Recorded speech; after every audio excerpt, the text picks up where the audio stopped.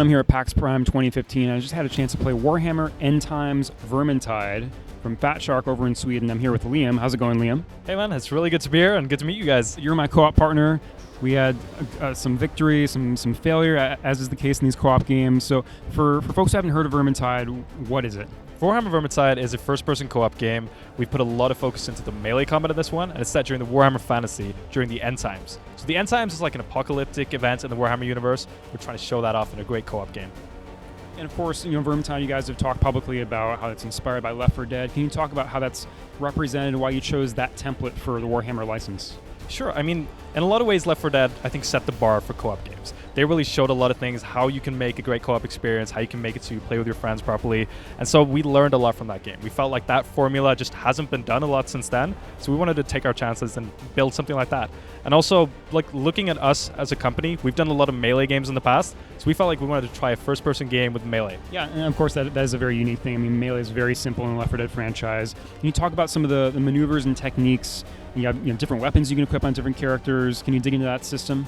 Yeah, I mean, one of the things with Warhammer is, like, the different heroes that we have in the game, they don't use the same kind of weapons. A dwarf would never use an elf sword, vice versa, because they all kind of have their own styles and things that they want to use. So we try to do that in the sense that we have about 40 different types of weapons, and we make sure that every hero has their own unique set. Like, a bright wizard has fire staves and can do fire magic and a lot of cool stuff with that. Like, you saw a flaming sword earlier on, which is one of my favorite weapons, and the beam staff, which is epic.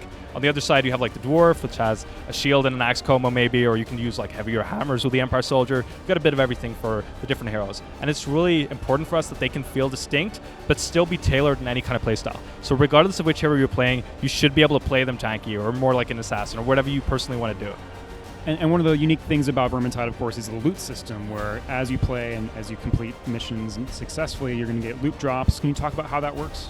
Sure. So what we do is, when you get to the end of a level, if you manage to beat that level, we're going to give you a set of loot dice. And it's just kind of like a fun throwback to the old D&D days where you like tabletop RPGs where you decide things with the dice. So you roll those dice, and we're going to show you, these are the items you might get now.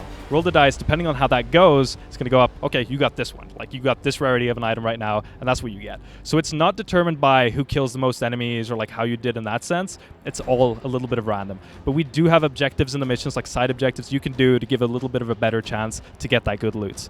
You can get loot for the different heroes. It doesn't matter which one you're playing. Like, I could be playing the dwarf and you could be getting a weapon for the bright wizard. And that's always because we want you to have something for everyone. It's not an RPG in the sense that you're like leveling hundreds of levels with each character. It's more like, I feel like playing the dwarf right now. It shouldn't be a huge commitment to just swap characters and try something new. So the enemy you're fighting against in the game is the Skaven. Talk a little bit about how you've characterized this enemy. It's a really unique race, I think, within the Warhammer universe. The Skaven, we feel, are quite underrepresented. We wanted them to be the star of a game. When you kind of look at similar games like this, there are a lot of zombies, and we felt like we want to do a race that really isn't zombies. Something that kind of has a mind of its own and does something a little bit unique. They can go everywhere, and the players can't go everywhere, so that's kind of fun. Because the whole game takes place in this one, various areas of the same city. Yeah. What different kind of spots and settings can I expect to fight my way through?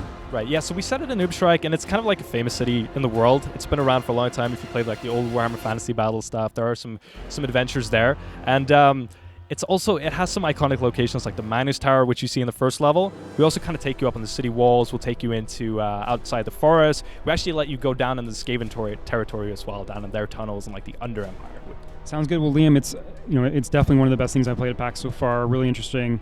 When are we going to get to play Vermintide ourselves in the comfort of our own home? So hopefully sometime before Christmas is when we're aiming to ship.